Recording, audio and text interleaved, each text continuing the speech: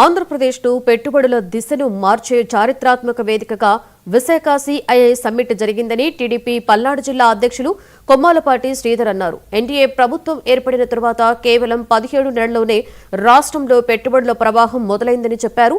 చంద్రబాబు, లోకేష్ కృషితో ఇప్పటి వరకు 9 లక్షల కోట్లకు పైగా పెట్టుబడులు రాష్ట్రానికి వచ్చాయని వెల్లడించారు. దేశాలు భారతదేశంలో ఆంధ్రప్రదేశ్కి ఎళ్ళకూడదు అనే ఒక అభిప్రాయానికి వచ్చిన దశలో నారా చంద్రబాబు నాయుడు గారు ముఖ్యమంత్రి అయిన తర్వాత, కూటమి ప్రభుత్వం వచ్చిన తర్వాత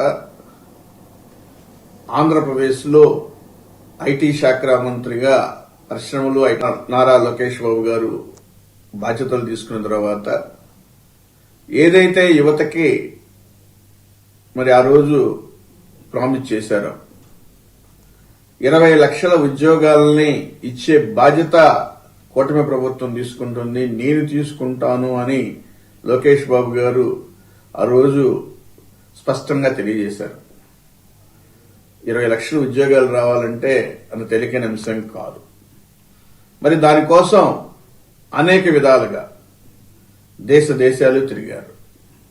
సుస్థిర పాలన అందిస్తాము అనే ఒక ఆలోచనని ప్రజలకి, అక్కడ ఉన్న వ్యాపారవేత్తలకి తెలియజేశారు. అదే కాదు, ఈరోజు ఆంధ్రప్రదేశ్లో పెట్టుబడి పెట్టడం ఉత్తమం అనే దిశగా ఈరోజు విశాఖ శ్రీ సత్యసాయి జిల్లా పుట్టపర్తి